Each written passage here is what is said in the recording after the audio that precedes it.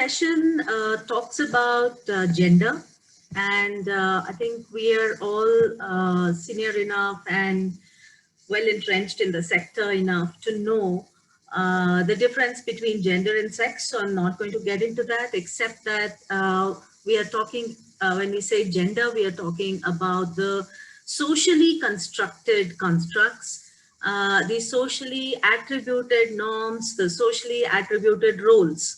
What should a typical male be doing in this society? And what should a typical lady should be doing in this society?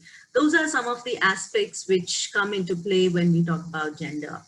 The picture that you see on the screen is also a very popular and commonly used picture in gender workshops, essentially to say that equality and equity are two different things. So when we say I am giving equal opportunity, it might not be enough to achieve equity, because there are some of us who may require a little more push than the, as you can see in the first picture on the left, equal opportunities are given to all three. However, the girl is struggling and the person on the wheelchair is just not able to see the match.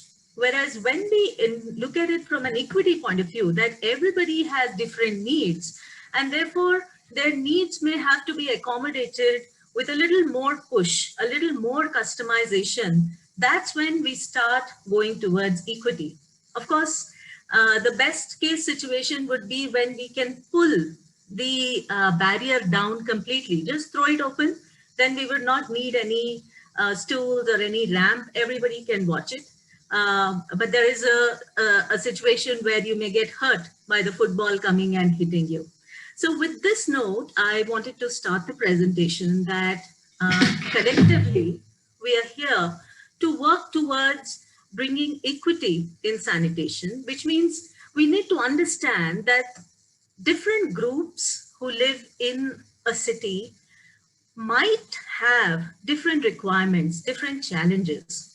For example, when you say that I have constructed a road and everybody can use it, so I'm equal, there's equity, it's not true, because a person on the wheelchair would have very different requirements. The requirements for a good footpath without any barriers and with a slope might be there. A lady who is carrying a pram, her requirements from a road and footpath may be very different. So when we are talking about hard infrastructure like roads, then imagine when we are talking about sanitation. Why is it that whenever we go to malls, you would find, and movie breaks, it's been a long time, all of us went to cinema halls to watch movies, but recounting the golden old days when we used to go to cinema halls to watch movies. Why is it that the queues outside women cubicles are much longer than the queues outside the men's cubicle? Cinema halls provide equal number of seats. However, the fact remains that women take longer because of the way biologically they are made, because of the dressing. They do tend to take longer inside a cubicle. And therefore, when we talk in terms of equity, it's not I have 5 seats for men, 5 seats for women, but I have to look at the population, calculated with the amount of extra time women would take, and then have additional cubicles for women so that everybody is equally convenienced. Some of the challenges are here. Many of you are quite aware of it. When it comes to access, how far is the facility? How safe is the facility? Which side is the toilet door of a public toilet facing? Is it towards the back? Is it towards the front? Is it right on the road? Is it too dark? Do the schools have enough toilet facilities so that girls in adolescent age don't drop out? Do we have sensitivity between you and me, not just the policy? Policy says that transgender community members can walk into any toilet, men or women of their choice. But do you and I as citizens have the sensitivity to be in the same toilet space as a transgender community member? Do we promote it? Do we have signages to say you are welcome? And not just say, yeah, they have a right, they can go anywhere, and still give them looks when they walk around? Do we ensure that pregnant women, old people, small children, their needs are also met? Are the toilet facilities safe enough, comfortable enough for all of them? While we are talking in terms of gender-related challenges, in terms of age groups and different parts, there are also, unfortunately, intersectionalities. For example, the challenges that a woman would face would be much higher if the woman is pregnant. If it's an older lady, her challenges would be. So if she's a poor old lady who seems to have a problem with her knees, her problems are multifold. So therefore, while there are vulnerabilities and we can look at them individually as children, as coming from a low income background, as someone who has problems with the knees, old age, pregnancy, there are also intersectionalities between them which tend to compound the problems, and therefore we need to understand these. Now, here I am showing you an example of a study we had taken in 3 towns of Andhra Pradesh. The names of the towns are there at the bottom. You see Anantapur, Kovur and Narsapur. The study was essentially done to map the vulnerabilities. And I'm bringing this study here because there are some good frameworks we had developed for data collection as well as analysis. And I would love to share them with you after the session as well. Now here, the first step was to identify what is the landscape of the city. Who are the people who are living in this? You know, what are the different groups? And then you found that there were people, vulnerabilities coming because of being a religious minority or because of being on a construction site. Fisher folk had the maximum amount of open defecation happening, and then it was realized that they need to go out early, like before 4 o'clock in the morning, and at that time no public toilets were open, and they used to live in semi-permanent houses, so they could not construct toilets. So therefore you accuse them, or you say that no, Fisher folk are creating havoc by open defecation. However, they are dealing with some vulnerabilities because of their context. So destitutes, rag pickers, construction workers, people with disabilities, sex workers, transgender, these are the different types of people who are there in every city. But the important thing is to map them, identify how many we have.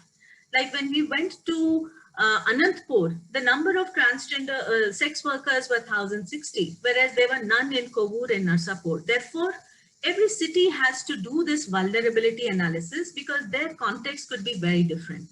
Once we do this mapping, what do we do then? Then we went to the slums in those areas which were having challenges of sanitation and developed this matrix to assess them on 2 kinds of vulnerability. What are the social vulnerabilities that particular slum community is facing? And what are the infrastructure vulnerability, and put them on a 2x2 matrix to identify which are the most vulnerable communities. Because if you see a city like Warangal has 185 slums, you can't possibly start your interventions everywhere. So it's important to identify which are the most vulnerable so that one can take incremental, one can develop an annual plan.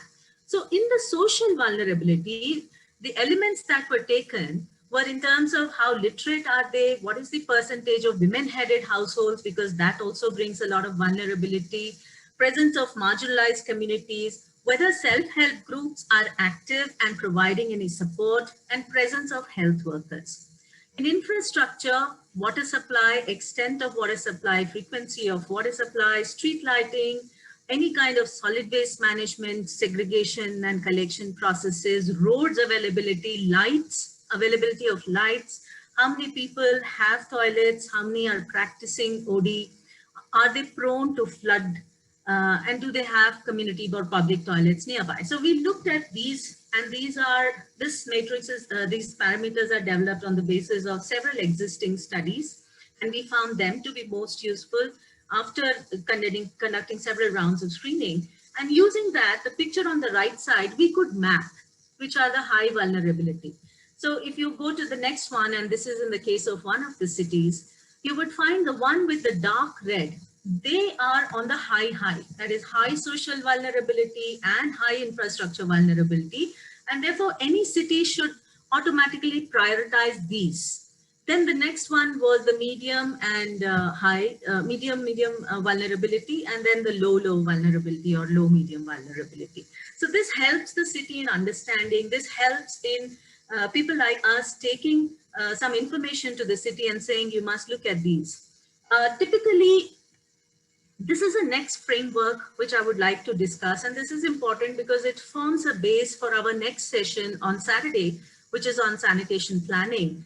That how do you do a gender gap assessment? It's easy to say that there are gender gaps, but we need to have some structure.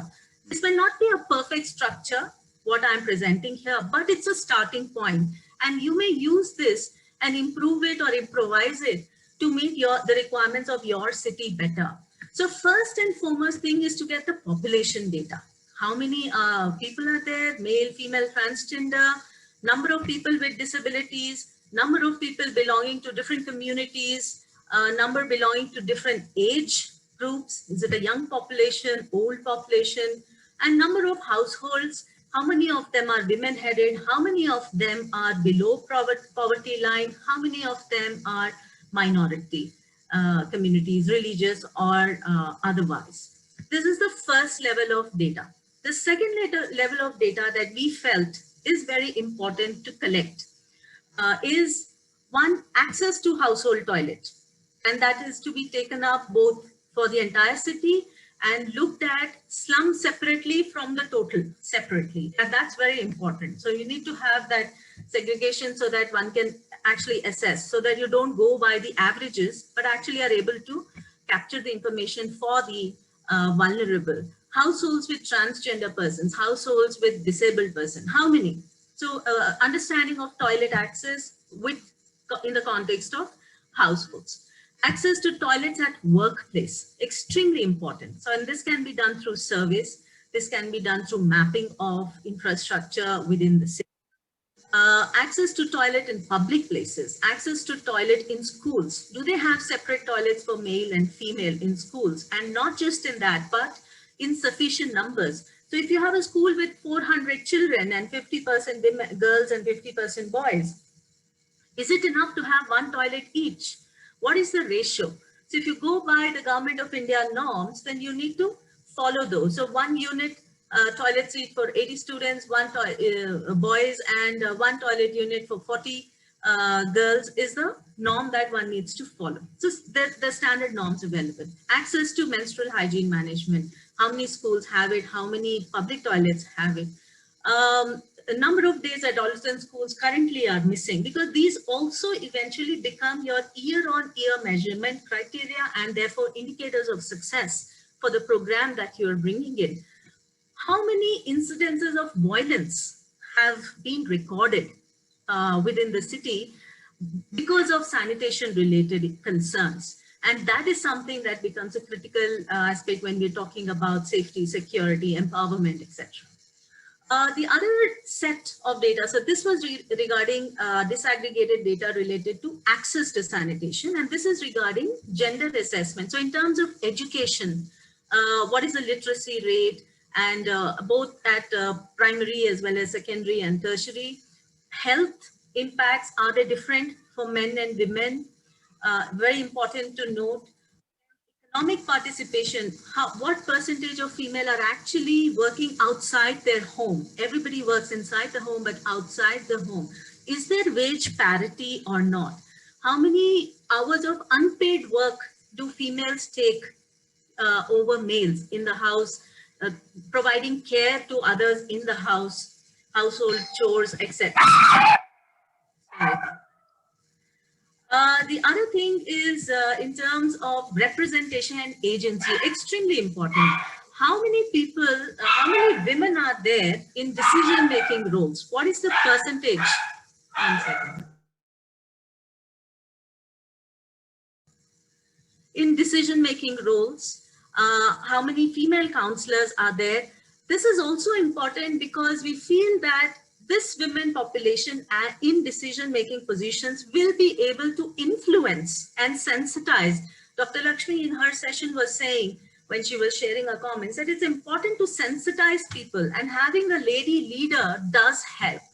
and she can become a role model and take this point forward. So this is a gender gap assessment model that we have used and we feel it works, and we're very happy to share it with you. Now, the next question that we need to look at is how do we bring equity? And right now, I'll ask Jyotsna to pull up the word cloud so that we can see what the groups have discussed. Because the question that was posed to you was that if you have to bring gender equity in your town, what policy measures would you recommend? So let me just stop sharing my screen and request Jyotsna to just put on. Just give me a second. I'm going to just take care of my dog and come back. Just a second. Sure.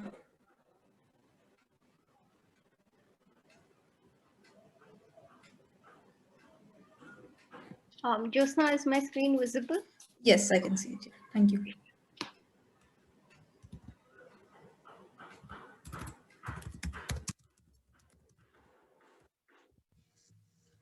Yeah, sorry about that. So maybe the first group can go. Okay. Either Uday sir or Avinash, can you please That's all give? right. I will handle that. So I think what we are looking at here is in group one, when it comes to bringing equity and policy, the group seems to speak about involving them in decision making, involving self-help groups, and also having capacity building programs, having economic activities and enhancing financial freedom. Finding ways for enhancing financial freedom would also contribute to gender equity. Thank you. Next one.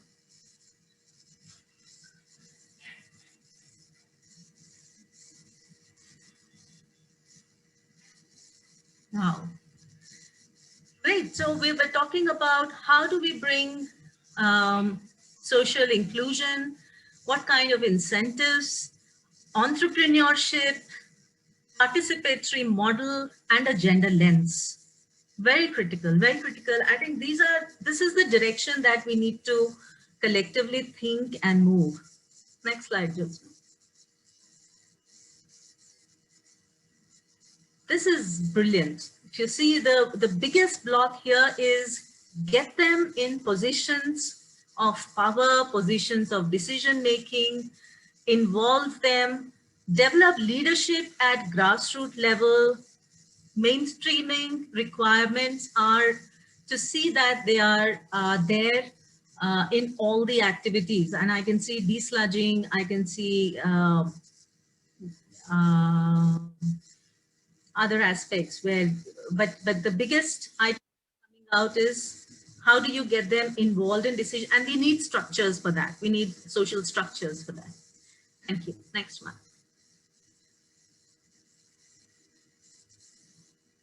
Again, administrative, I'm reading this administrative in two forms. One is how do you get women into the position where they can take decisions? And two, how do you sensitize the administration to have a gender lens and take things forward? And a lot of emphasis here seems to be on income generation, livelihoods, entrepreneurship, and that's brilliant to see. Thank you. Just one point that I take away from the previous one is finance, and I was privy to this discussion in the group. And the point they were making is how do we ensure that a woman like Venkat Lakshmi is provided with enough financial support to continue her business, to grow her business, and that we can see again here in group, where they're looking at what are the schemes which are existing. Is NSK FTC schemes enough? Can we rely on those? What does National Urban Livelihoods Mission provide? How do we ensure that these are scaled up? So I think these are some points which the groups were discussing, that Venkat Lakshmi has taken that business opportunity by herself. She grabbed the opportunity. And you saw how she managed to get even the competitor into her business fold. Just now you can remove this. how she managed to get the competitor into the business fold. When we went there to the town, we saw there was a girl mentioned who was managing the order taking. She had 8 phones in front of her. She was sitting on the table. She had 8 phones in front of her. And we said, what are you doing with 8 phones? All the 8 phones were double SIM phones. So there were 16 numbers. So what Venkat Lakshmi had done is, all the numbers in the towns, the different types of numbers which were there, were actually all hers. So they were all coming to her. There is no other operator. She had monopolized the whole thing. And we saw such brilliance in her. And all she needs would be some kind of support, refurbishment of her vehicles. How do we ensure these things are done? How do we ensure that she is able to scale beyond just the town that she's in and take it further? So some of the other examples, good and bad, some successful, some not so successful. And I'd just like to share that with you. One way of going about it is, how do you ensure that to bring equity? One approach could be that the infrastructure that you design is inclusive. So whether it is gender segregated entrances, whether it is availability of sanitary products, whether it is a woman caretaker. So in Warangal, for example, these pictures are from Warangal. We had built very nice public toilets under public-private partnership, but still the footfall from women was less. That's because the main reason was they were not comfortable with having a male caretaker. And this came as a dual opportunity, because you could engage women in sanitation livelihoods and also have more footfalls of women, more usage, and contribute to the health of women. Exclusive toilets, these are examples of how one could potentially bring some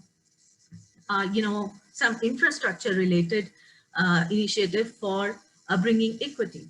The other group of initiatives that one could potentially look at is, are there any structured approaches to bring this voices of the women forward? How do you get them to participate in decision making? All of us want women to participate, but do we have formal structures to help in this process? So this is an example of one of the initiatives that we have taken in Narsapur. That's where Venkat Lakshmi is from. So if you see, just focus on the diagram in the center. The pilot that we did was that go to a community and encourage 10 to 15 members, mostly women, to form a group which is called Gender Forum. So it's like a small neighborhood forum which will discuss about sanitation and the related aspects and bring that forward, the problems or the concerns or the requirements forward, to a more area level gender group, which comprises of 10 to 15 such groups. And that will go to the ward committee, which will again take it forward to the City Sanitation Task Force. And the City Sanitation Task Force, which is a multi-stakeholder group and also having 50% of members as women members, would have a small subgroup on gender. And the city will also have what is called a Gender Resource Center. So this was a structure that we had developed. It was complicated, particularly in the context of a small town like Narsapur. So as we went by, the way this got fine-tuned is that each and every ward has a gender forum currently, and it's very active. So it works very well. They meet regularly, they document their meetings, and SHG members are an integral part of this. This monthly report of their meeting is shared with a ward committee. Andhra Pradesh has recruited environmental and sanitation ward secretary. So who takes care of, so every ward has about 3-4 wards has one ward secretary. So these gender forum members take their requirements to the ward secretary, who in turn goes and meets either the City Sanitation Task Force subgroup or meets the Gender Resource Center directly at the urban local body. The Gender Resource Center also converted as one member in the NSS cell or the FSM cell. So to simplify this, you have the ULB. The ULB has an NSS or FSM cell. One of the members is a gender specialist. Then you have a ward secretary who is a government employee, and gender forums who come to the ward secretary. So gender forum to ward secretary to NSS cell to the commissioner. This structure has stabilized and it is reaping great results. And we see a very active community participation, women participation in the town of Narsapur. And currently, with support from an organization called 3i, we are conducting a study to study how this has led to any kind of empowerment in the women in that. Now, the last bit that I would like to talk about in terms of initiatives or approaches to take for gender equity is to think in terms of how one could bring participation by women in sanitation service delivery in terms of livelihoods as well as entrepreneurship. This is an example from Telangana where MEPMA, which is Federation of Self-Help Groups, which is Mission for Elimination of Poverty in Municipal Areas, the Federation of Self-Help Groups, started with the objective of enhancing livelihoods for women and empowerment for women. They have mapped, I think about 12, how many, 3, 4, 5, 6, and 8, about 16 opportunities, 15 to 16 opportunities of engaging women in the process of sanitation. And you can see it ranges from decision making, which is how gender forums come into play, to mason training, which is toilet building, to maintenance of toilets, drain maintenance, desludging, STP, and they are going one step at a time. So it is not just a thinking that we would like to involve, but they're taking one activity at a time, having training, having a regulation around it, having clear guidelines, and then follow up with monitoring. Just to give an example, the public toilets in the state of Telangana, right now about 250 contracts have been issued to slum level federation members for operation and maintenance. Now, for this, standard contract has been drawn. Clear directive has been given to all municipalities that you have to engage SLF for maintenance of public toilet. Toilet rate per seat is fixed. Training is mandatory. They have to clear the training in order to be able to apply for the position. And monitoring is done twice a week by the sanitary inspector. And the same monitoring is done for toilets maintained by others also. And it is found that the toilets maintained by SLF group members is much better than the toilets maintained by others. So this is how one can streamline, and it takes a lot of effort. And all the other activities, if they need to be operationalized, there are a lot of policy related, guidelines related work which needs to be done in addition to financing, in addition to capacity building. The last, of course, you will see great examples of this in Tamil Nadu. You will see examples of this in Odisha, which we will have the opportunity to listen to. Kerala, through Kudumbashree, has made initiatives, particularly in solid waste management. So there are great examples. There are examples of this model not working also, and that's largely because the payments are not coming in time. So if one can fix, because the cities are not paying on time and SLFs don't have deep pockets to be able to continue. And that was our learning, and we ensured if we can work on that aspect, then perhaps this model could be successful. It seems to be working well right now.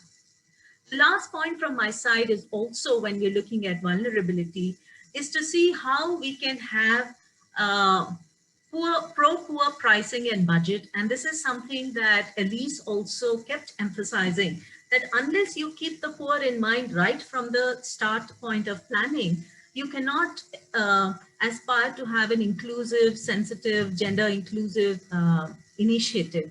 So one example of this is a recent, and this is going to be very happy to share, this is going to be launched on 16th by Honorable Minister for Urban Development, Shri KTR Garu. This is an initiative by Hyderabad Metro Water Board, which is essentially introducing standard tariff, a very pro-poor tariff for desludging activities. A centralized ICT-based system is implemented. Just as citizens can dial for a water tanker, from 16th onwards, they'll be able to dial for a septic tank cleaner services from the common metro number that you see there. And you can see for a call coming for a 3,000 liter desludging request, for a slum community, it is 500. For a residential multi-storied, it is 1,000. And for commercial, it is 1,800. In fact, the minister was of the view that you can make it free for slum communities. And that is a point that is taken. But once a model is implemented, when it is being fine-tuned, perhaps that could also be considered if there is any viability, if there are no viability related issues. So with that, I would like to conclude my presentation, and thank you for your patience. And if there are any questions, and I will go through the chat room. If there are any questions, I would like to take them and not take any further time from our guests.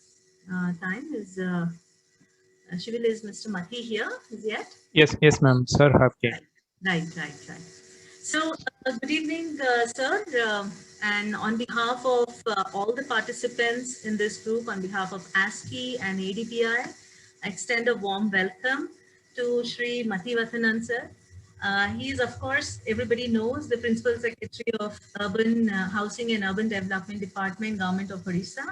And while he has held several senior positions in various departments, it is his role and contribution to FSM and gender equity and gender empowerment that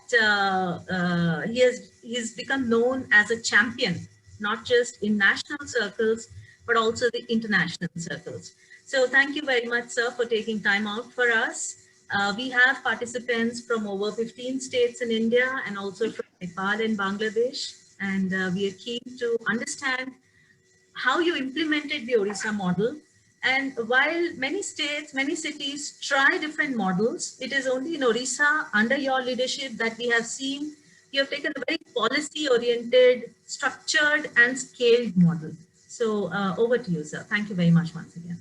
Thank you, ma'am. Thanks for the opportunity. Thanks to ASCII for this opportunity. I am happy that participants from several states and neighboring countries are part of this program.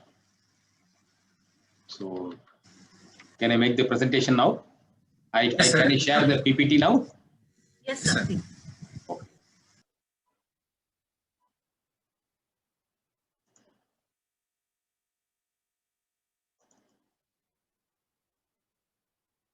Is my screen visible? It is visible, sir. Yes, sir. Right. So, I will be sharing the experiences of Odisha in the area of gender integration, basically in the urban services, specifically in the water and sanitation sector. I would be covering the other sectors also to some extent, and our approach has been to ensure equity in the water and sanitation sectors. The partnership is based on a participatory mode in the decision making, resulting in empowerment. It has our experience has been that it has enhanced the economic opportunities available for the women, especially the lower rung. And our emphasis has been to break the stereotypes. Economic empowerment can come in several ways. It could be, starting from the home-based activities or activities like, making snacks, tailoring, stitching, those kind of traditional activities, conventional activities. But we have gone beyond that. We have taken the women into the higher level of activities which require technical, managerial, and financial capabilities. Accordingly, we have also, upgraded their skills in those areas. And in this process, in fact, we have ensured that women and other vulnerable communities are partnering with the government, with the urban local bodies in the development as well as in the governance process. Our the end objective is to not only empower them economically, to facilitate, enhance the income levels, but also make them partner in the governance process and development process. We are actually graduating them to become the fourth tier of governance in the decentralized governance process. So why there is a need for the gender integration, if you see, in 2016-17 we have taken up two major policy approaches. One is we have decided that we will provide pipe water supply to each and every house in the urban Odisha. That means to cover about 70 lakh population in 114 cities by tap water supply to every household. That was our vision. Accordingly, we worked out a scheme called a Basudha scheme, and then we started implementing. Also in 2019, we have made a paradigm shift in the solid waste management from contractor-centric garbage disposal to community-centric decentralized approach. These two major interventions have increased our outreach activities, and that has caused a major demand for the skilled workforce in the 114 urban local bodies in the state. Do we have enough skilled force in the urban local bodies? Urban local bodies are already strained with lots of activities, responsibilities, and they don't have enough capacity, in-house capacity. HR constraints are very, very acute in urban local bodies in Odisha. So we were actually under compulsion to look for new partners in the development process, in the governance process. So the self-help groups become very handy. So the Odisha has been working on the women self-help group movement for the past 2 decades. And, as of now, there are about more than 6 lakh Mission Shakti groups. In Odisha, like Kudumbashree, in Odisha, it's called Mission Shakti. Mission Shakti groups, we have more than 6 lakh. In urban areas, we have more than 35,000. And we have been working with them for a long time. Now, with their involvement, engagement in the water, sanitation, and other sectors, more than 12,646 groups are now engaged in various urban services delivery. This 12,646 is our latest achievement. So our model, Odisha model of SHG empowerment or partnership with the women SHG groups, or that we have taken them, as I told you, to a higher orbit from traditional unskilled, semi-skilled economic activities to high-end activities which involve the technical, managerial, financial competence to take up end-to-end responsibility. It's not we are engaging them, as workers and paying them wages or that one. The end-to-end managerial responsibility is given. End-to-end they are responsible. It is through a service-based contract, formal contract. And what they get is much more than monetary gain. And the partnership currently are in water, sanitation, our affordable meal program called AHAR, and the various other municipal functions like parking lot management, parking area management, then collection of municipal tax, holding tax, collection of trade license, various other activities. Accordingly, we have taken up capacity building self-help. It's not that self-help groups you can simply engage, they will entrust the work and have a service contract, they will deliver it. No, you have to build their capacity over a very long period of time. It's very required. Not only the self-help groups, other stakeholders also who are engaged in this. Even in fact, that includes your urban functionaries also. The municipal body officials, the commissioners, the executive officers, the engineers, everyone has to be oriented, sensitized to work with the women self-help groups. We have developed business models, the standard operating procedures, guidelines, protocols, standardization. Standardization has been, I would say, is the mantra of our success. You have to standardize. You can't leave it to the individuals to decide. You can't leave it to the individual urban local bodies to interpret things. So it has to be a clear-cut norms which they cannot deviate. That step-by-step approach, you can't deviate. This is a non-negotiable thing. Like the policy, the step-by-step implementation also is non-negotiable. Otherwise, what would happen?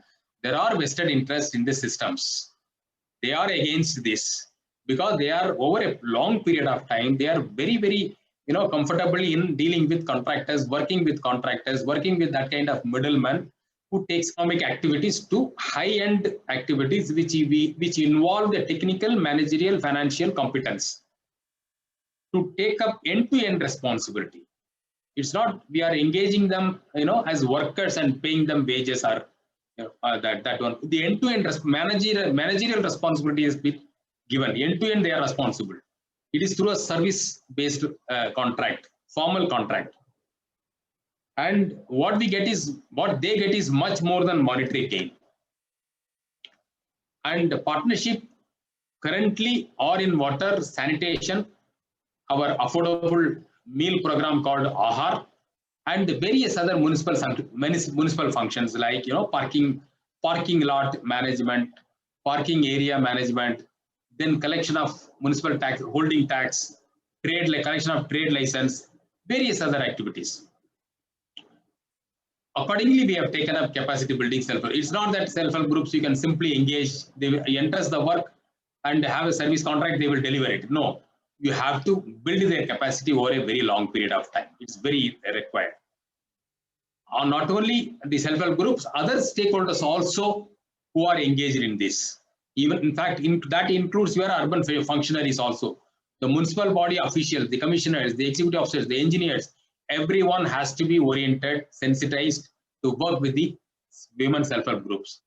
We have developed business models, the standard operating procedures, guidelines, protocols, standardization. Standardization has been, I would say, is the mantra of our success. You have to standardize. You can't leave it to the individuals to decide. You can't leave it to the individual urban local bodies to interpret things. So it has to be a clear-cut norms which they cannot deviate. That step-by-step approach, you can't deviate. This is a non-negotiable thing. Like the policy, the step-by-step implementation also is non-negotiable. Otherwise, what would happen? There are vested interests in the systems. They are against this because they are over a long period of time. They are very, very comfortably in dealing with contractors, working with that kind of middleman who takes care of everybody. So our mission, our self-help groups will not be able to do it, and we don't expect them to do that. So there will be a vested interest which will see to that, which will be waiting for your partnership to collapse, your self-help group not to perform. So one simple thing is that you might have signed a contract. If the payment is not released in time, I was seeing one of the slide, the Telangana government entering into a service contract for maintaining the toilet, 2,500 rupees per seat, wonderful intervention. But that shows the intent of the government. But at the ULB level, city level, if the accountant sits over the file of release of payment, doesn't release for 6 months, 9 months, then the group collapses. The contractor can survive for 1 year, 2 years because he executes several contracts, he rotates the money, and in 1 or 2 contracts, even if he doesn't get the timely payment, it doesn't matter. He will manage. He makes huge profit. But our self-help groups do not operate with that kind of margin. Their margin level is very less, and they have to manage with these wages they get.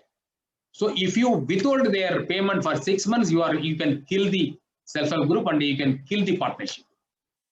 So that is where the leaders' intervention is required. So you have to put in place such a system and monitor its strict enforcement, that there are no deviations. So developing the business model, SOPs, guidelines, protocols, standardizing the process, model contract while engaging the self-help groups. These are all the basic things that are to be followed. And in our state, we made it very, very clear that self-help group partnership is non-negotiable.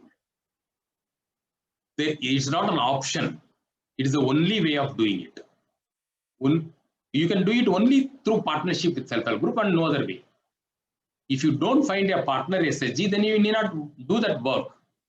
Then somebody else will come and do the work. So that's the message, clear message given to the urban local bodies and the functionaries. Primacy for self-help group. That's our approach. So another thing is that community engagement, the self-help group engagement, we don't see it as a means. We see it as an end itself, because that results in empowerment. The partnership means empowerment. So it's not a means, it is an end. You have to do it for the purpose of empowerment and progressing towards non-conventional highly skilled task. Not only it gives the financial benefit, increase the income of the members and the groups, but it also results in overall growth and professional competency of the groups and the federation, leading to the pride. The groups get the pride, sense of accomplishment, and dignity in what they are doing, the activity, because they are seen as partners. They are not seen as workers. They are seen as an agency, implementing partner, implementing agency. So that's the kind of stature we need to give them. Sensitizing, orienting not only self-help groups, federations, also our own functionaries, our own officials are very, very important. The elected representatives, very important.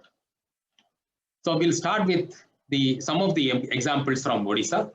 Their partnership in the fecal sludge value chain, toilet, starting from the construction of toilet, operation and maintenance of 150 plus community toilet, public toilets, O&M of the cesspool vehicle O&M. We procured vehicles and given to the self-help groups for operating and maintaining it. They play a very vigilant role. These are the septage plant. We have now more than 45 septage plants throughout the city. Another 45-50 coming up. So as and when the septage plants are completed, trial run commissioning is done, it is handed over to a already trained self-help group. In fact, when the construction is at the fag end, we start identifying the group, potential group, start training them in the O&M of the already functioning groups, functioning cities. We send them to the another city where the septage plants are functioning.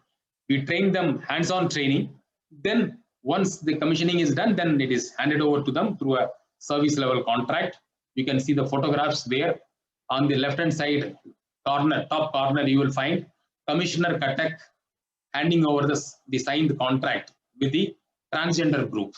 They are the transgender members. And in the right, you will find with the self-help group, women self-help group members. The photographs show the women self-help groups operating the septage plants in the state. 45 cities are now having the women self-help groups operating the plants. By default, every plant has to be operated only by women self-help group or transgender group. And there is no other choice. So the photograph will show the cesspool operation and septage plant operation. They are also given government land for establishing nursery within the premises of septage plant so that they can use the treated the solids as manure in the nurseries, and that acts as an income generating activity for them. Then that was the fecal sludge management, toilet and all. Now moving on to the solid waste management. As I said, in 2019 end, we made a paradigm shift from contractor-centric solid waste management disposal to community-centric decentralized approach. We set up micro composting centers and the material recovery facilities. Together, we call them as well center.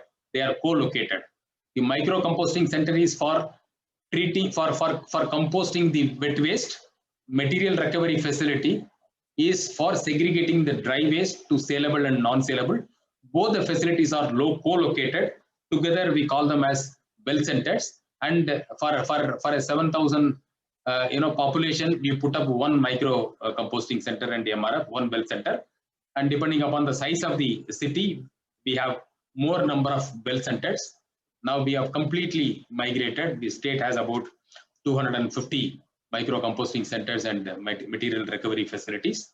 So we have engaged Mission Shakti groups, the women self-help groups, as Swachha Sathis and Swachha supervisors. So they act in the entire solid waste management value chain, as we have done in the liquid waste management, in the entire value chain, starting from the household to make sure that the household segregate dry and wet, because the segregation has to be at the source. Our model is based on the segregated source treatment, segregated waste treatment. Our model cannot work if it is not segregated. So segregation is the primary thing.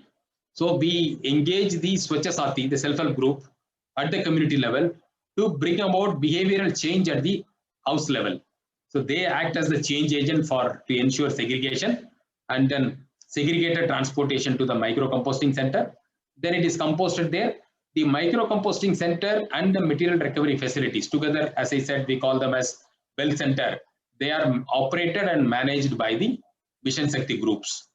So the wet waste is converted to manure, organic manure. We call it as a mokato, and then sold in the market to the government agencies.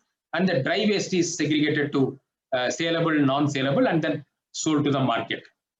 And they also do the collection of the user charges. The entire value chain is managed by them. And they work as the battery operated vehicle drivers. So we have 2035 self-help group members working as Swachha Sathi, another 481 working as Swachha supervisors. 348 self-help groups are involved in the operation and maintenance of the MCC and MRF. And 1,577 women self-help group members are working in the MCC MRF. We have also integrated the rack pickers in the solid waste management activities. 435 rack pickers are formally engaged. 76 transgenders are also engaged in the operation and maintenance, as well as driving the battery operated vehicles. And self-help group members, 536 members are working as drivers. They are driving the battery operated vehicle throughout the state in the 114 urban local bodies. And we have a plan of saturating that. We will have only women drivers, women or transgenders or rack pickers. Nobody else can be part of the solid waste management value chain. That's our path. So they are all paid performance linked incentive, and the workers are paid wages. You will find photographs. The group receiving the check for their monthly O&M charges, right bottom you will find, left you will find a self-help group member driving the vehicle. This Mokoto sale depot is operated by another self-help group. These are some of the photographs of our self-help group members, inaugural photograph of these vehicles. So this is one, about 10,000 self-help group members would eventually be managing all the MCC and the MRF in the state. That too would result in generating about 42.5 lakh women days of employment. Normally we call as man days. Now we move to gender neutral person days. Now we have actually moved to the other extreme of women days, because we engage only women. So let us call it as a women days of engagement. So, and the wages and incentives and the honorarium to these Mission Shakti, the women self-help groups, transgenders and the rack pickers would be to the tune of about 145 crore annually. As per our calculation, you will find the photographs of the women self-help group engaging in the composting activity. On the left top, you will find a photograph, a lady using a scissor cutting the ribbon, inaugurating a well center decorated with the balloons. On the right, you will find a person with a mask. He is the district collector. On the left, you will find another person. He is the additional collector development of the district. So they are supposed to inaugurate the well center. The collector offered this to the women self-help group, which is going to run this, saying that you inaugurate it because you are the owner, you are the custodian, you have to operate it. This is your facility. So that's the kind of stature the district administration, the urban administration give to the women self-help groups. So next area of our engagement is the water sector. We are, as I said, that we started implementing universal coverage of pipe water supply to every household. In 2017, we commenced the program. Now we have reached more than 90% of our urban local bodies covered with 100% network. And we call our partners as Jalsati. They are selected from the women's self-help group. We name them as Jalsati, and they are engaged in the urban local body level for a sector. And their responsibilities include they read the meters, water meter reading, they raise the bill, they generate the bill, they serve the bill to the family, they collect the payment digitally. They are also provided with, you will find the Jalsati standing there with the uniform. It's a WATCO uniform, Water Corporation of Odisha. It's a public utility providing water supply, water and sanitation services. And they are also having a shoulder bag. That shoulder bag contains the MPOS machine, the point of sale, mobile point of sale machine for collecting money and raising and giving the receipt. And it also contains the quality control, field quality control test kit. So they are also trained to do basic test in the field to test the water quality and feed in the data. So they are also the quality checkers in the field. And they act as a link between the WATCO and the community. They do the, they facilitate new connections, they regularize the illegal connection, unauthorized connection, and they support us in achieving 100% house connections. And they also take up the IEC activities, and they are also paid in the incentive linked to the performance. Normally, a Jalsati gets a minimum of about 4,000, 5,000, and up to 25,000 per month they earn. Right now, Jalsati is implemented in the larger cities, larger corporations. We are scaling up to cover the entire state. On the right hand side, you will find the quality testing done by a Jalsati member, doing an IEC program for connections and doing the meter reading in front of the house owner. Next area of partnership is our affordable meal program. This is another our prestigious program we run in the urban areas. The program is called AHAR, Affordable Program. See, we have about 168, I think. We have about 168 AHAR centers we have throughout the state. And every day we serve about 1 lakh meals. That's our normal everyday feeding. So far we have done, this has done about 5 year, the program is 5-year-old. So far we have done more than 10 crore meals delivery. We serve hard cooked meal in the AHAR centers at ₹5. It's served between 11 o'clock and 3 o'clock. The USPs of the program is cleanliness, hygiene, and service with dignity. They are the hallmarks of our AHAR centers. So in many of the cities, if you find, our AHAR centers are much better, much equipped than any private restaurant. Our AHAR centers would be much, you cannot compare with the private. And all our AHAR centers as well as the AHAR kitchens are ISO certified. And all the centers are managed by our women self-help group, 100%. So the next partnership is one of our latest flagship program. It's called Mukta. It's an urban wage employment initiative. This we started from 2020 onwards. Last year we started post-COVID as our response to COVID pandemic. We are aware that COVID pandemic has caused economic, disability especially for the downtrodden urban poor.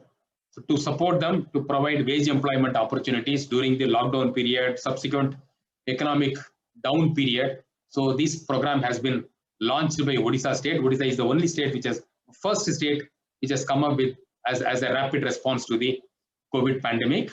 It's a community-driven program, again on partnership mode with the women self-help groups. Projects up to 10 lakh can be executed directly by the Mission Shakti groups or federations or city-level federation as implementing agency. That means they are our contractors up to 10 lakh. And so far we have executed various projects with them. About 136 crore worth projects have already been executed. We take them as either executing agency, or if they are not competent enough, capable enough to take up that, we make them as implementing partners, and the works are implemented departmentally. They work as our implementing partner, and they take up the work of mobilizing the workers to the work, maintaining the muster roll, making the payment, and to supervise the entire work. So and they are paid supervision charges at the rate of 7.5% of the project cost, and we have partnered with 7,686 Mission Shakti groups so far in the Mukta program. So this year, 2021, when Government of India has started this Catch the Rain campaign, where it falls, when it falls. That's the campaign Government of India started. Catch the rain during this monsoon. Odisha has implemented that with 100% funding from the state government. We have converged that with the Mukta program, and in 75 days, we have completed 10,000 rainwater harvesting structures in 114 urban local bodies, all implemented only through the Mission Shakti groups. That means Mission Shakti groups the women self-help groups have done 10,000 rainwater harvesting structures in 75 days. And right side, you will find the Government of India, Honorable Minister, Union Government, Mr. Gajendra Singh Shekhawat. His tweet you will find, brilliant effort Odisha, 10,000 rainwater harvesting structures in 75 days across 114 urban local bodies is a commendable feat. This campaign run under Mukhya Mantri Karma Tatpara Abhijan, that is the Urban Wage Employment Initiative. Catch the rain at a mammoth scale across the state. The speed and the scale has been the hallmark of this, and the campaign is still continuing. And now we have crossed. This tweet is a few days ago. Now we have crossed 12,000 rainwater harvesting structures, 100% executed through the Mission Shakti groups. And during COVID, we have taken up a number of activities in partnership with the self-help groups. They acted as our COVID warriors, fighting the COVID from the front. They were managing the temporary medical centers, quarantine centers, COVID care facilities. They were providing the cooked food, supplied the dry ration, all these things. What not we have done with the Mission Shakti, the women self-help group. We have also engaged lots of transgender groups we have partnered with in the solid waste management, liquid waste management, municipal property tax collection, the parking lot management. They are our proud partners in our civic activities. You will find them with the commissioners and various activities.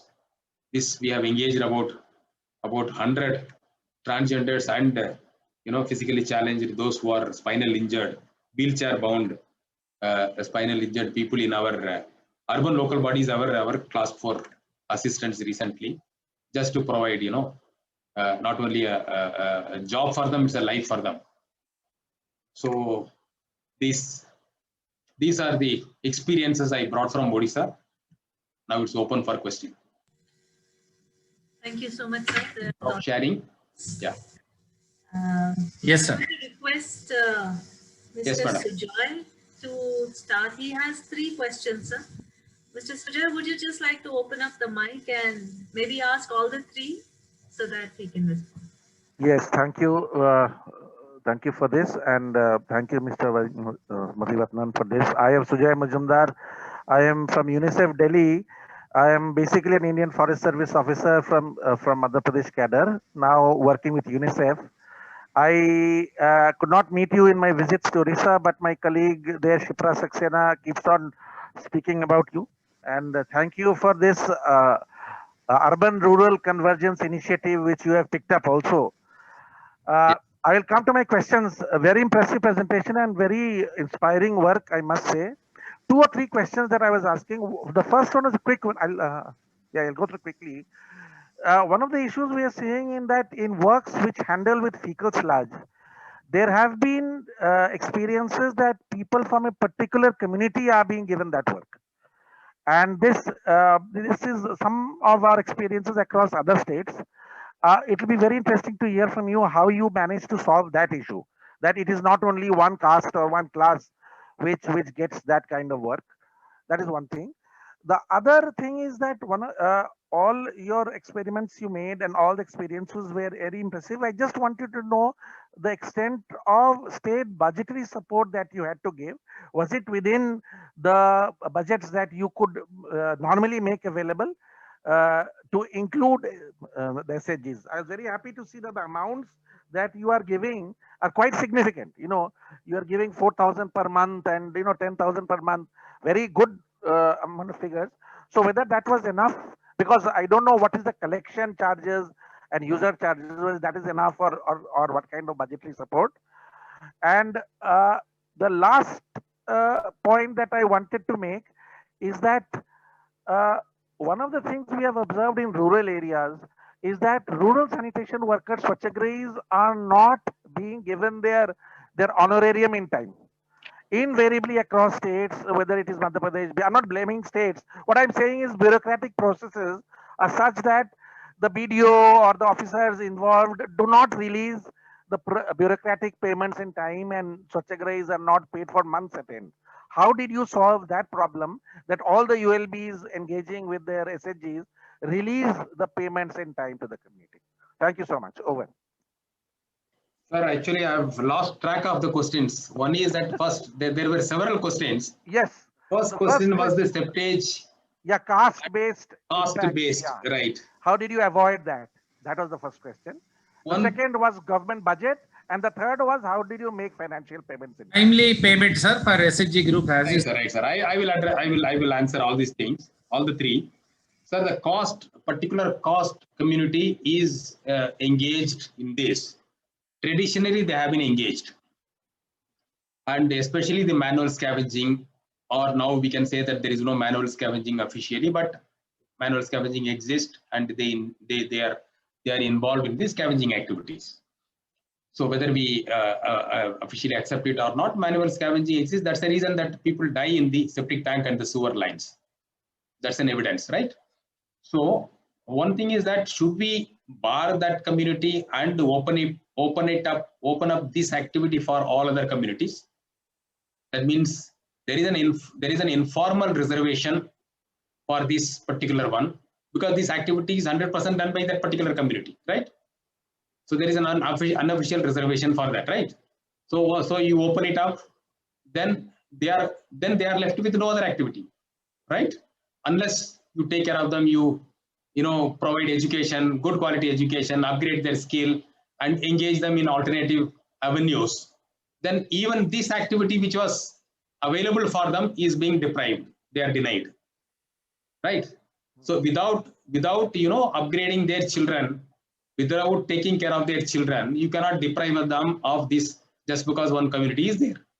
So that's the reason that Odisha has come up with a scheme called Garima.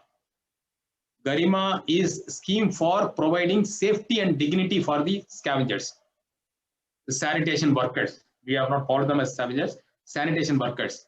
So what is required is not that they should be deprived of that. You have to upgrade that occupation, make it a dignified, provide dignity to the job, give them the right kind of wages. Now they are forced to do it sociologically, and we pay them very, very less. Under the Minimum Wages Act, sanitation worker is not a category. You will be surprised to know. Sanitation activity is not categorized as highly skilled or unskilled. You will not find. That means sanitation is not considered as an activity at all worth mentioning in the Minimum Wages Act. That means if it is not mentioned, automatically it is categorized as unskilled, and they are paid the least of the wages for any worker. That's the practice. That's what is happening. So after we came up with the Garima scheme, now we have notified that the core sanitation workers, I'm not talking about the sweepers on the road, street. I'm not talking about the people who sweep our offices, air-conditioned offices, wipe our table. They are not sanitation workers. The core sanitation worker is the person who enters into the septic tank, and who doesn't know that whether he will come back with life or not, with alive or not. He is the core sanitation worker. The person who gets into the sewer line and deal with the fecal matter, he is this core sanitation worker. So we have categorized in Odisha core sanitation worker as a highly skilled job by Gazette notification. Earlier they were totally unskilled, now they are highly skilled. Now actually in Odisha they are getting double wages, what they were getting earlier. So this is the intervention we need to do, not abolishing their occupation. And how do we provide personal protective equipment? How do we mechanize the scavenging activity? How do we prevent them entering into the death hole? It's not a manhole, it is a death hole. So this is where the state has to intervene. That's what we are doing. We are not depriving of their occupational avenue, but we are upgrading. We are constructing Garima Hall in every section, in every cluster of wards. Garima Hall under the Garima scheme is a place where the sanitation worker will come. They are, in fact, in our scheme provides for assistance for procuring two-wheeler, 90% grant, assistance for procuring mobile phone, smartphone, 90% subsidy. Then they come on, call, they come, they change over to the uniform. They are provided with uniform, they are provided with safety equipments. They have a waiting hall. They have, it's called Garima Hall. They have a locker there. They keep their dresses there, change over to the uniform, go to the work spot, do the work, come back here, wash yourself. There is a high-end toilet on par with the airports, and change over to your dresses and then go home. So this is earlier what they were doing. They were going straight to the spot and then do the work and then go back. Repeatedly they have to go, because multiple times they are required to enter into the sewer line, septic tank. Life is horrible for them. Yeah. So what kind of interventions we make to make the work safety and their work dignified? So that's what we are doing. Second thing is timely payment, awareness of the partners. You have to create sufficient awareness. And in Odisha, what we have done, we have two systems. At the Honorable Chief Minister's level, there is a Mo Sarkar scheme where feedbacks are taken from all the senior functionaries, including the Honorable Chief Minister, ministers, Chief Secretary, all secretaries. We call up the beneficiaries because every beneficiary's mobile number is captured by the system. Randomly, for every officer we get every day, I am supposed to make 10 calls. So that's the system. That's the protocol. So we make random calls and find out whether they have got their wages or not, whether they got their services or not. Direct feedback receiving system. Also in the department, we have our exclusive Mo Sarkar. Mo Sarkar means my government, where we capture all these mobile numbers and randomly we have a call center within the department.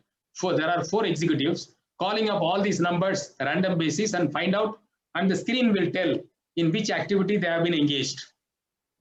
So based on the data, they will find out whether they have received a timely payment or not, whether they got the work order. All these things, direct feedback is taken and follow-up action is taken.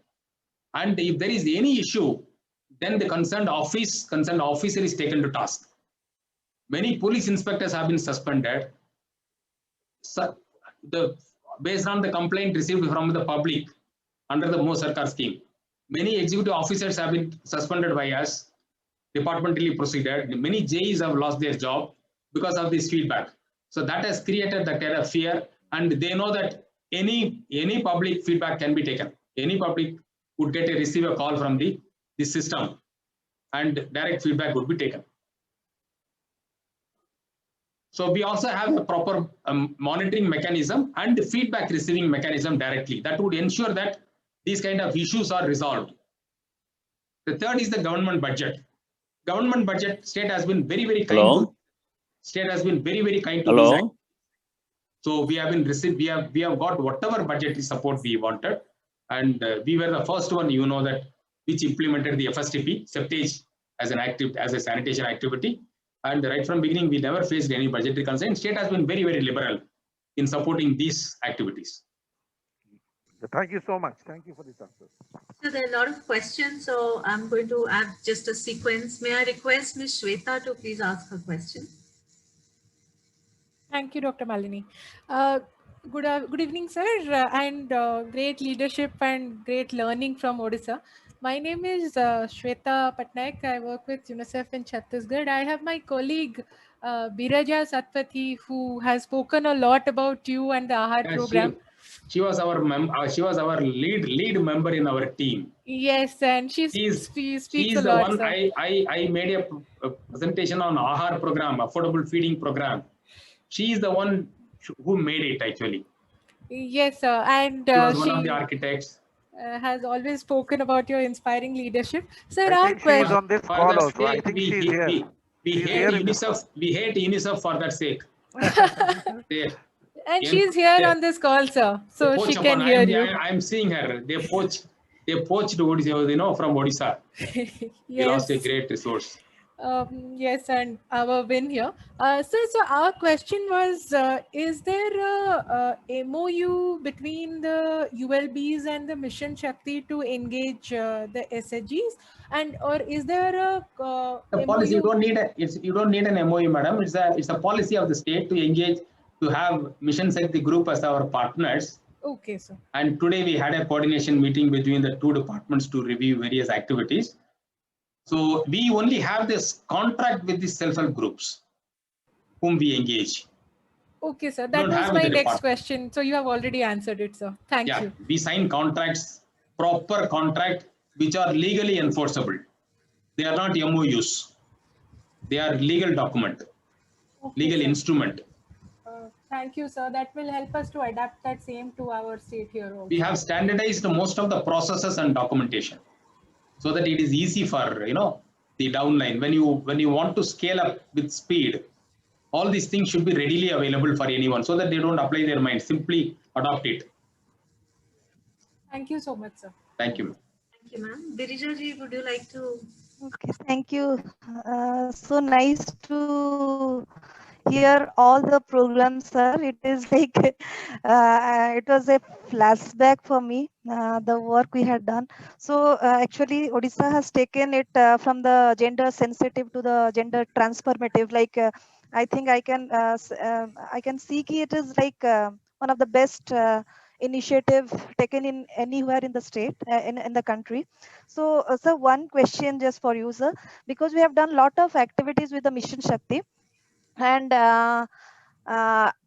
how do we pay them? Because lot of active, first thing is how do we train them? Because lot of expertise is required. Are we ULBs are training them, or Mission Shakti we have identified any training institute for the training of this specific sanitation activities? Second thing, how do ULB pays these SHG groups, or Mission Shakti pays that? And that is the question. Thank you so much for the praise you praise for me. Thanks a lot. The first question is, how do we train them? Capacity building is very, very important. The success of the program lies in the delivery, whether you are able to achieve the intended objectives or not. That's what is measurable finally. So I can say that they are our partners in the Mukta program, Urban Wage Employment Initiative.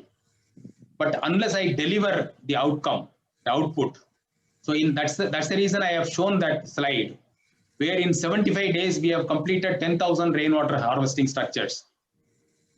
So it's a kind of record. Who has done it? It's only the Mission Shakti groups. So they have never done it earlier. This is the first time they are doing it. The capacity building is key to the success. So training, you have to upgrade. One thing is that you have to simplify the process, standardize the process. Give clear-cut SOPs, do's and don'ts. Understand their constraints, understand their limitations, and then upgrade wherever required, if it is possible, then supplement that.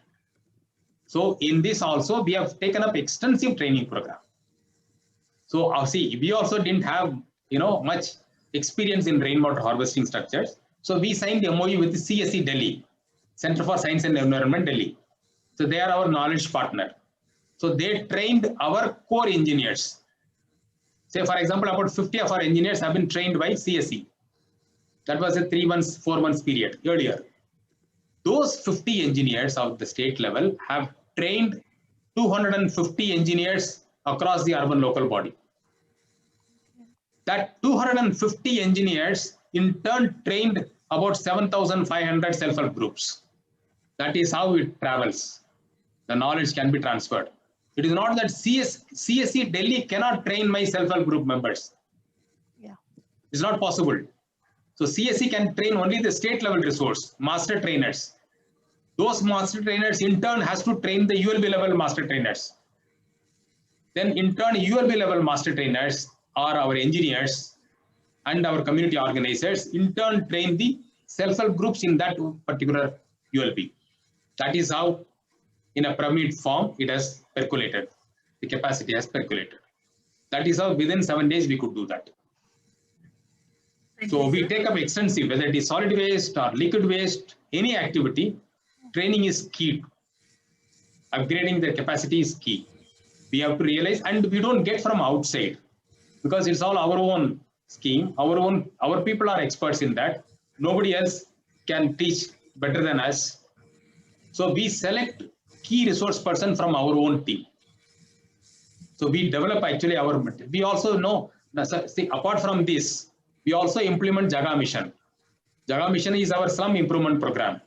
The world's largest slum titling program is implemented in Odisha under the landmark revolutionary legislation called Land Rights to Slum Dwellers Act, which provides in situ land right. Odisha was the first one to provide in situ land right to the slum dwellers.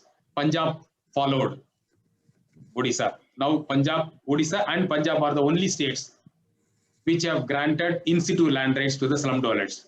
So we are implementing the Jaga Mission, wherein we are upgrading the infrastructure in the slum to transform the slum to livable habitat. So there we are implementing this in partnership with the Slum Dweller Association. Like our Mission Shakti groups, in the slums we have the Slum Dweller Association. They are our partners. They execute all these which are implemented by which in the non-slum implemented by the self-help groups. In the slum, it is done by the self-help group, by the Slum Dweller Association. So there also we are implementing something called a mentoring program. So we do a piloting in about 25, 30 urban local bodies, about 500 slums, and select some of our functionaries as mentors. These mentors are further trained and then sent to other new ULBs to train those teams. The mentorship program, mentoring program. So that is how we can upgrade the capacity. Unfortunately, we don't have a training institution, though we would like to have it. We don't have. We are working towards creating a training structure, training for periodical. Right now, it's on ad hoc basis, need based, but we are working on a systematic way how the training activity can happen, continuously in a sustainable way. We are working on it. So we have 4-5 questions. Would you have? Thank you, sir. Yeah. Okay, great. I am available. Okay, thank you so much, sir. So can I ask Mr. Talum to please ask your question? Yeah, I've seen his question. In Garima scheme, he is sanitary worker, like road sweeper, garbage lifter, garbage collector, also designated as core sanitary worker. No. No is the answer. We have two categories of sanitation worker and core sanitation worker. Those who handle the fecal matter physically are the core sanitation worker. Those who get into the septic tank, sewer lines, or categorized as or maintaining the public toilet, they are the core sanitation worker. Only we have a scheme for them. Thank you, sir. Does it meet your, so this one, sir? Have I answered your question? Yeah, he said thank you, sir. Mr. Tithal, are you there? Would you like to ask your question? Yes. So thank you for your great presentation. It's really great work, and it's I think we really learned a lot today. I think there are a lot of work has happened in Odisha. My question is just wanted to understand. It's very sometimes what happened. We work with the SHG groups. We are working with the motivators, the ground level in Swachh Bharat missions and other programs. We would like to understand how we can sustain this the groups and to ensure the motivation level we can keep at a high level, and then their continuous involvement. Because what happens is if after certain period that motivation levels goes down, so that's very challenging. So is there any like system of keeping a regular motivation training or any plan to build the capacity of the groups that are actively involved in the project? Yeah. There are two things I would cite, sir. One is that nothing can be a better motivator than money. Yes, sir. You pay them sufficiently, that Right. can act as the motivator. Second thing is that you take care of the harassment by the system, by the functionaries. So then they will have the motivation. So if you can take care of the demotivators, then they will be motivated. So right payment, attractive payment, and the removal of all the hurdles, because the system would be working all the time to sabotage that, to make sure that this fails, so that the system of collusion, the contractor nexus, so that would try to survive. Yeah. So you Yeah. have to address those issues. Yes, And sir. you have to Thank be you. liberal in payments, sir. When it comes to self-help group alone, our system will be very, very conservative. Yes, so Very that stingy. yes. So in our program, there is an item that the self-help group federation, the Mission Shakti Federation members will attend the ward level meeting and the ULB level meeting. We said that every ward level meeting they attend, they will be paid 250 rupees. If it is a federation member, they will be paid 500 rupees as a sitting fee. Because every MLA, every MP, every councillor is paid sitting fee. So why not your self-help group member? So because they have to take off from their work and come and attend this work. So when they are working, when they are providing when they are doing your work, it's your job to compensate for it. Loss of wage. That's the reason that we say we have fixed 250 rupees per sitting. So that you need to be liberal. The state has to be liberal in. Yes. That's. Then only they will take interest and take part of that. And we are for the supervision, we are paying 7.5% of the project cost. Because they have to devote time. They have to be there on the site. We have given certain responsibilities to fulfill. They can't do free of cost. If they are doing free of cost, then they are making money in the, illegally or indirectly. We should not encourage that. We should encourage formal payment, legal payment. Yeah. That's what we are following, sir. Right. Thank you, sir. So, sir, can it possible to get the copy of this incentive structure or order that because this is very critical. I'm from Assam, UNICEF Assam, Tithal Parmar, and working with the state government. So I think we are also thinking of to design this kind of structure in the future, so that orders or guidelines will really help us to take things forward. Yes, sir. Catch hold of Shipra Saxena, sir. She will definitely, yeah, okay, coordinate with sure. her. She will be able to get it from us. Sure, sir. Thank you, sir. Mr. Nagesh, would you like to ask your question? Just two more questions, sir. One from Mr. Nagesh and one Mr. Prasanjit Das. Sir, thank you very much, sir. This is excellent presentation and really inspiring. So, and then I rather comment. So, we only think about involving these SHGs or different groups into one specific work like sanitation or water, but then you adopted a holistic approach and involving in other municipal function also. So this is more sustainable, I guess. And you also answered a bit of my question. It was related to sustainability only in answering the Tithal's question. So thank you very much. Madam, I see a question by Mr. Kumar Premchand. Interesting question. Yes, sir. Very interesting question. How can we convince the political leaders to work on FSSM and converge? Do they have any other option? Sewer network cannot be a solution, especially for medium town or small town. FSSM is the only solution.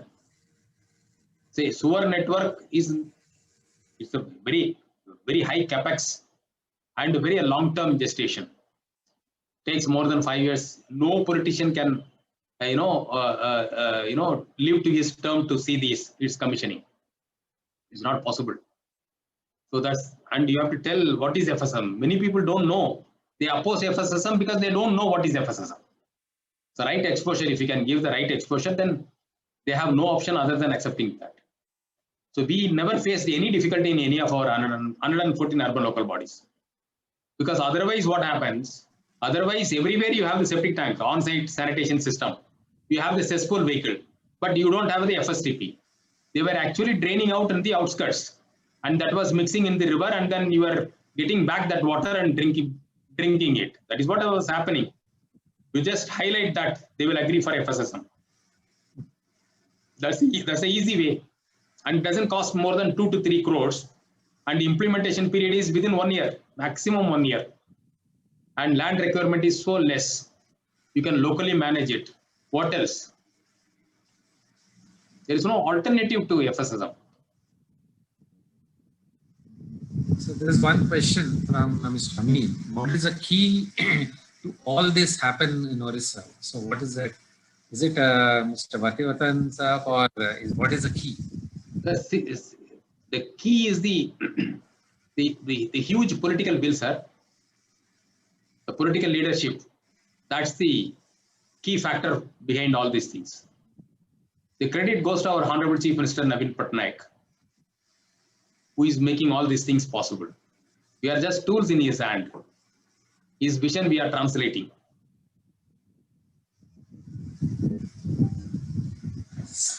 Otherwise, is it possible for any state to do a contractor-free program, free of contractors?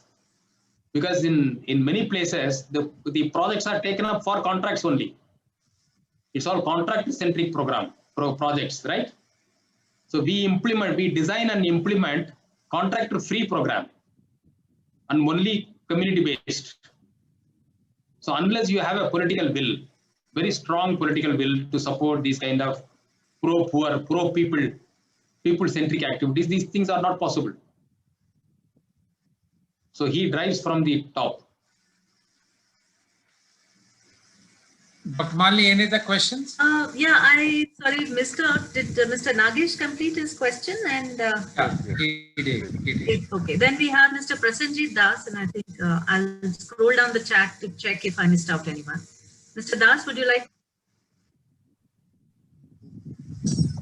Good evening, sir. Good evening, sir.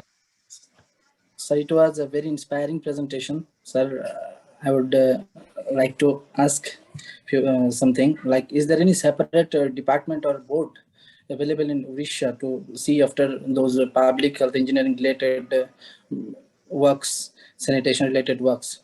Because in many states, not in many states, in my state, I have seen the responsibility and accountability for this sanitation and other waste related works end up going to the down level workers and employees, and the things are not taken seriously, and due to the pressure of National Green Tribunal, some extent of priority is given, but it is not adequate, I think. But sir, I'm not getting the question. Sir, he's saying this. These are not purely engineering projects. These are FSM, FSTP, and other thing. Is there any dedicated human capacity department to manage all this process? No, sir. The Urban Development Department manages all these things. Okay. But one thing I can say that many of these, actually, these are not engineering activities, sir. So I'm basically an engineer. What I found that there cannot be an engineering solution for this. So it has to be a community-based solution. Technology should be to the minimum extent. In fact, if you see, Professor Chari also knows that when we implemented the FSM, in fact, we have de-technologified the process. We have consciously, deliberately removed the technology from that and tried to make it as natural as possible. It's a biological decomposition, whether it is solid waste management or liquid waste management. and we have minimized the technology to the least possible. Our model has been low technology or no technology. That's the mantra. Because they don't need actually. But we are also working like a drink from tap mission to provide safe, quality drinking water, where we fall upon the technology. The smart system is implemented to ensure that you get the real-time quality parameters measured. So where technology is required, you have to adopt technology. It has to be need-based. For solid waste, liquid waste, there is no need for high-end technologies. We have a small, very simple shredder, cutter, basically a cutter, a kind of bell conveyor to do the final segregation. After that, it is only concrete tub-based composting and a sewing machine. These are all very simple, very low end. In fact, now we are doing an MOU with our local ITIs, government ITIs, to maintain all these machineries, so that we don't depend on external, the maintenance agencies outside the state. Our ITI boys, ITI institutions will be able to provide the maintenance support. We are working on it, so that it's a win-win situation for both. For IT also, it's a revenue generation activity. For students also, they get first-hand actual practical training, as well as the urban local bodies will get the maintenance of these done right time. So our formula is low technology or no technology. Okay, sir. Thank you, sir. Last question of the day, sir, from Dr. Hema. Dr. Hema, would you like to ask the question? Am I audible? Yes, ma'am. Good evening, sir. Very enlightening presentation on the Odisha government schemes for inclusive and safe sanitation. My one question is, like, you have really worked a lot on the standardization of the protocols and development of the protocols. So if such kind of protocols, if such kind of models have to be adapted in the other areas. So if like what you have already worked so much on that, so if you have like such kind of sharing of the protocols be available, or any other supporting material or help can be made for replication or adaptation in other areas, so that would be great. Thank you, sir. All these things are available for ASCII to access and share it with the participants. Sure. We would be happy to share. Not an issue. So, hello. Over to you. Yeah. So thank you very much. Sir, one or two small questions, and then we will wrap it up. One is about, there's a technical question of acceptability of compost from the stabilized fecal sludge. So one of our colleagues, participant, is asking, is it acceptable in Orissa? And then in the co-treatment system, where you have STPs and fecal sludge is getting co-treated, that projects are also there. Our SHGs engaged in the co-treatment facilities. These are high-end operations. I think Mr. Pankaj asked. So yeah, the compost which are mixed with the fecal sludge, the dried fecal waste. So that we are using in-house only. We are using in the parks. We are using in the lawns. We are not using for the agricultural activities. The agricultural activities, we are using only the pure organic manure taken from the municipal solid waste. And then finally on the co-treatment side, sir. On the co-treatment, what is the question? There's co-treatment in a conventional STP.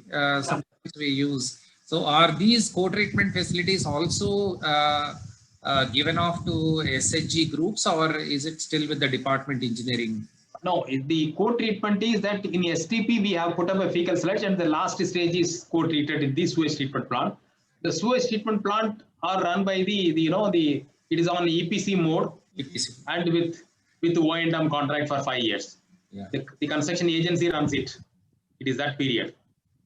So maybe at the end of the 5th year, we will think of, simplifying the O&M process and handing over to the self-help group federation. Right now, we have not thought about it. Right now, only the FSTP O&M is given to them. Thank you very much. This is, I think, one of those very engaging and wonderful session and inspiring. In fact, we thought your session should be in the beginning so that these lessons get included as the program progresses over a period of time from planning to implementation. So thank you very much. I think Mr. Vattivatan sir has been very modest. He said political will is a key driver. I would also say that while political will is important, the ability of the administrative leader to communicate some of these messages in the right way, in the right format and right narrative to the political leadership is, in my experience, is very, very important. Often it is not done. So I think I would thank Vattivatan sir for setting an example, not for Orissa, for the country as such, so that this narrative has to be communicated to many states across the country. And I think this is one of the best sessions and very engaging sessions. Thank you very much, sir, for taking out your time, especially at the late in the day.